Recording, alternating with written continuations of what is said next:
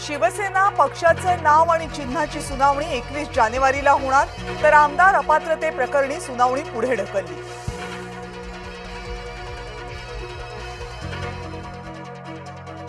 स्थानिक स्वराज्य संस्थांच्या निवडणुकीमध्ये काका पुतण्या एकत्र येण्याची शक्यता, सूत्रांची जय महाराष्ट्रला माहिती। दौंड, जेजुरी, फुरसुंगी आणि चंदगडमध्ये दिलजमाई झाल्याची माहिती।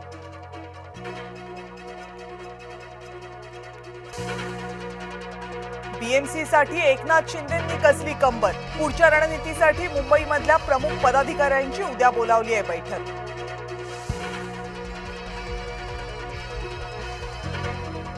कर्जत जामखेडमध्ये भाजपचा आमदार रोहित पवारांना धक्का, शरद पवारांच्या राष्ट्रवादीच्या पदाधिकाऱ्यांचा भाजपमध्ये प्रवेश।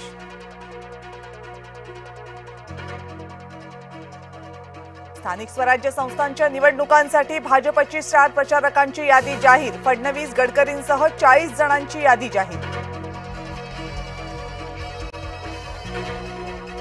पुण्यामधल्या कथित जमीन गैरव्यवहार प्रकरणी अंजली दमानिया आक्रमक, निष्पक्ष चौकशीसाठी अजित पवार पदावर नकोत, अजित पवारांनी राजीनामा देण्याची अंजली दमानियांची मागणी।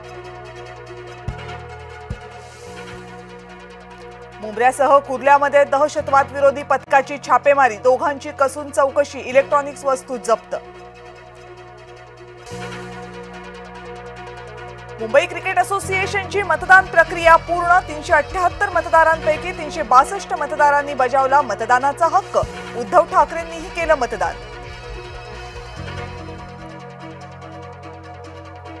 स्थानिक स्वराज्य संस्थांच्या निवडणुकांच्या पार्श्वभूमीवर काँग्रेसची बैठक, काही ठिकाणी स्वबळावर लढण्याचा कार्यकर्त्यांचा सूर, जिल्हा स्तरावर अधिकार घेण्याचा निर्णय, हर्षवर्धन सपकाळ यांनी स्पष्ट केली भूमिका।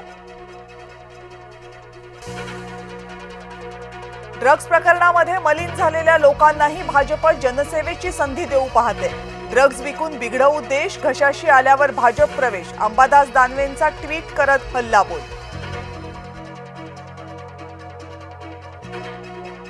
मुलुंडचा जुना कपडा बाजार बंद, काँग्रेसचं तीव्र आंदोलन, भांडी आणि कपडे घेऊन मोर्चा काढला, पालिकेच्या गेट समोरच मांडला बाजार।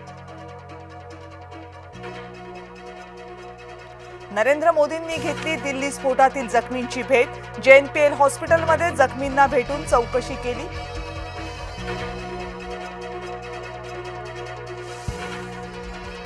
दिल्ली स्फोटासंदर्भात महत्त्वाची माहिती समोर, देशातल्या प्रमुख शहरांमध्ये साखळी स्फोट घडवण्याचा होता कट।